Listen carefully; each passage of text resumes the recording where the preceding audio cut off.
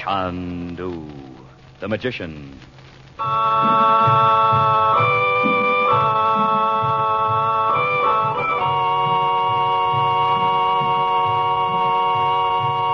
Good evening, ladies and gentlemen.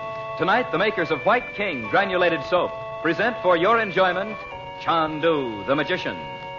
But before our story begins, we would like to ask a question.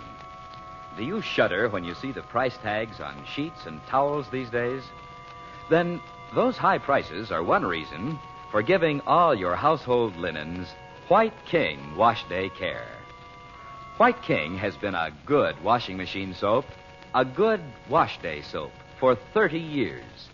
Today, it is better than ever, actually improved in quality. You'll like White King because it dissolves so quickly and completely in your wash water, because it makes quantities of suds that eagerly wash off surface dirt and wash out hidden dirt. And White King washes so quickly and so gently, it protects your household linens, keeps them new-looking longer. Just try White King. We know you'll say, I love that soap.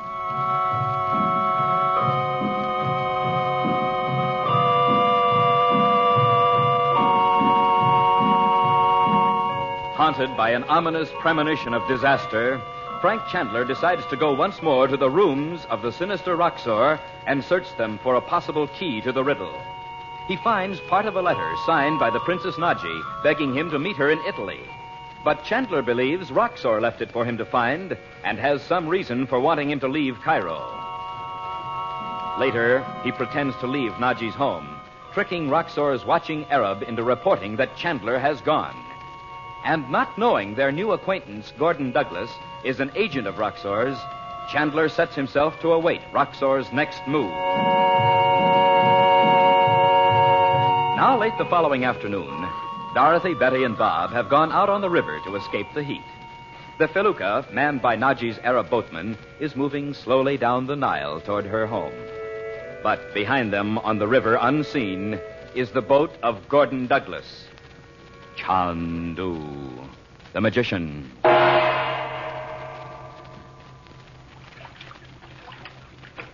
It's much cooler now.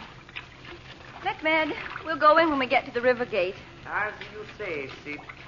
Can't we have dinner in the garden tonight, Mother? If Abu hasn't set the table when we go in. Well, you'll have an argument with him anyway, Mom. He thinks it's screwy to eat outdoors. He said Naji never does. Mother, did you say anything to Uncle Frank about that letter from Naji? Well, no, dear. Why? Because what if it really was from Naji? Betty. Well, she could be in Italy. Uncle Frank doesn't know where she went. Oh, he knows what he's doing, dear. I can't help thinking how awful it would be if she really does need help. And she's waiting, and Uncle Frank doesn't come. Oh, Bets, how could Roxor get a hold of a letter of Naji's? Well, he's awfully slick, Bob.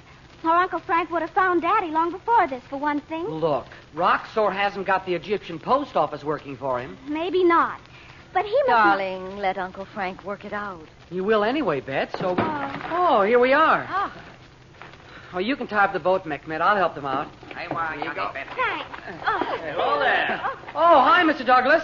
Have you been trying to cool off, too? Pull into the landing, Mustafa. Well, good afternoon, Mrs. Regent. I thought I recognized you out there on the river. Oh, good afternoon. Hello, Mr. Douglas. We didn't see you. The clerk at the hotel suggested a stay. Mrs. Regent, you look as cool as a spring morning. Well, it is cooler now. Egypt's like Southern California. Don't tell me I know. No matter how hot it is in the daytime. It's always cool at night. It is, too. Oh, I believe it, Betty. Oh, Mrs. Regent, I was going to drop in later. Will you be in?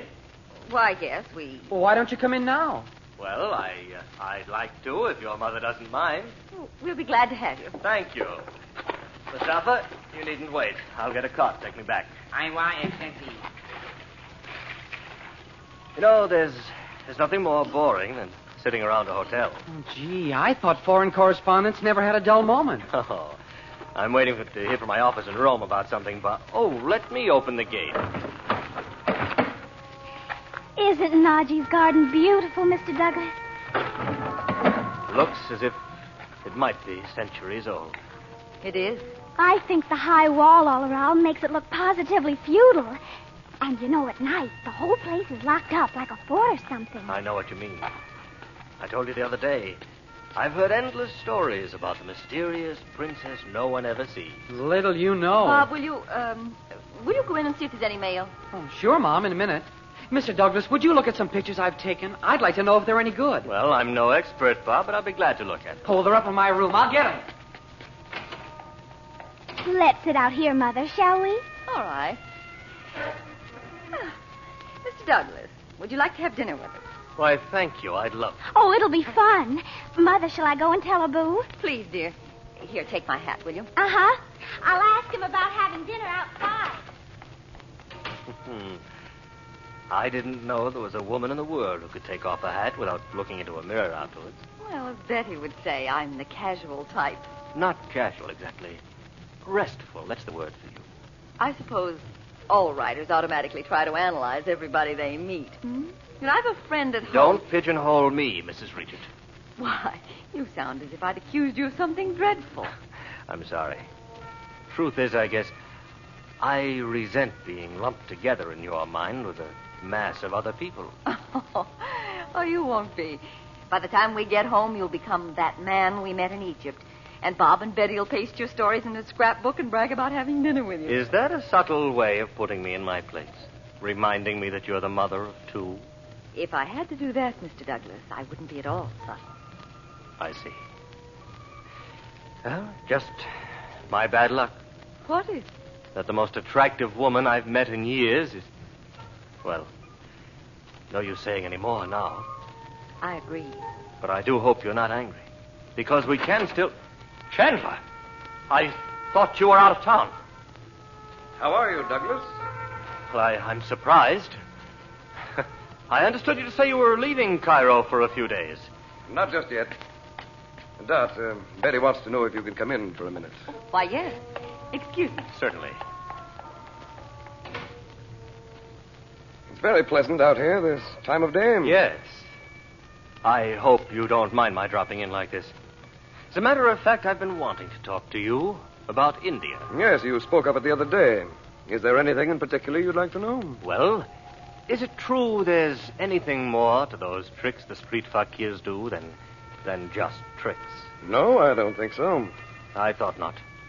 Of course, there are men who teach the real secrets of what we call magic. You're not serious. I am indeed. The ancient wisdom of the East. Men have lost it now to a great extent. But it's been preserved through the centuries by a handful. A handful of the faithful. Exactly. I don't often discuss this with anyone, Douglas. People who know I'm called Chandu the Magician out there, well, I let them think the things I know are just tricks. Parlor magic. I appreciate your taking me seriously. It's a little different with you. In what way? Douglas, I'd like to have you understand just what it means to study with a master of the occult, as I did. For 10 years. Oh, you want me to do a story on this, I see. Not at all. You'll know what to do when you leave here tonight. Now, look here, this is very odd. Are you sure that you want You to... don't know how odd. Enough, Ahmed. If you'll wait here a moment, I'll show you, Douglas. I'm not hard to impress with sleight of hand. And I admit I've heard of your tricks even in Washington. Well, what's that? Not a crystal ball. Yes. I'll set it here. Just pull up your chair, will you? I'll sit here. Just look into it, Douglas. You surely don't expect me to see anything, Chandler. That's not the way crystal gazers work. Look. Look, I say. What's that sound? Where's it coming from? Look into the crystal. I will lift the curtain of time from your life. I will know what you did and why you have come to take a place in my life. Look, Douglas. Why, that's my hotel room in Rome. Who is the other man? The man with you? I... Tell me. You can't force me to tell you anything. You knew that man was to die. The mark of death is upon him. Tell me. His name is... No. His name is Douglas. Gordon Douglas. I'm Douglas. Stop it. No. Look into the crystal. Look again. Oh. Darkness.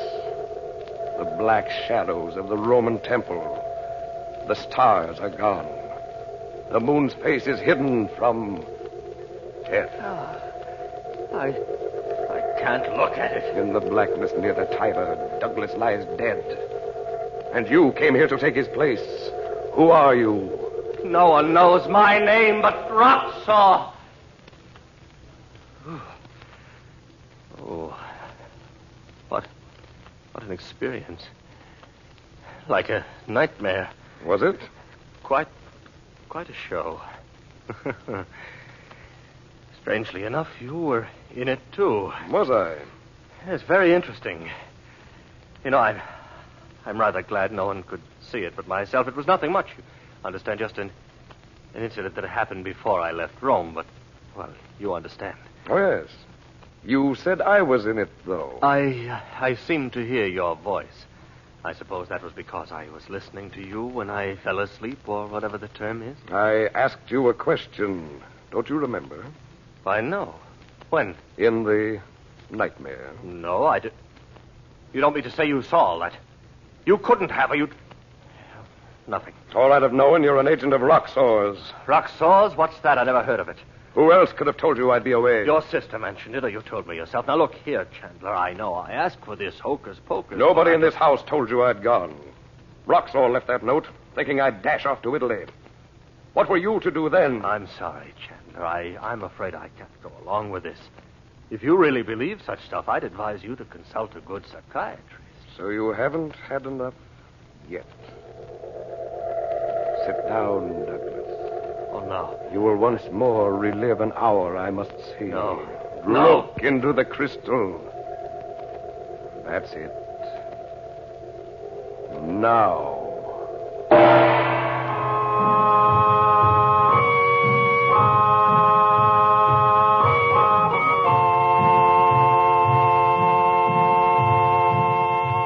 And now, before we say goodnight for Chandu the Magician, we have a bedtime story for all you mothers of small babies. A true story about White King granulated soap. We do not have to tell you that babies require lots of diapers, and that diapers require lots of washing in rich, gentle soap suds. That means that mothers require lots of White King, because the very same soap you like so much for washing clothes and dishes is safe for washing baby diapers, too. In fact, it is so very safe that many maternity wards of hospitals suggest that mothers use White King for washing baby clothes. White King suds are gentle suds. They wash baby clothes sweet and clean, and then all the soil and all the soap suds are rinsed away freely and completely in your rinse water.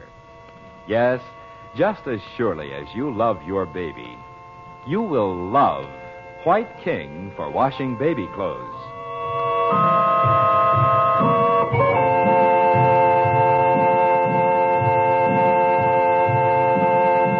The makers of White King invite you to listen tomorrow at this time when the story resumes. Chandu the Magician. This is the Mutual Don Lee Broadcasting System.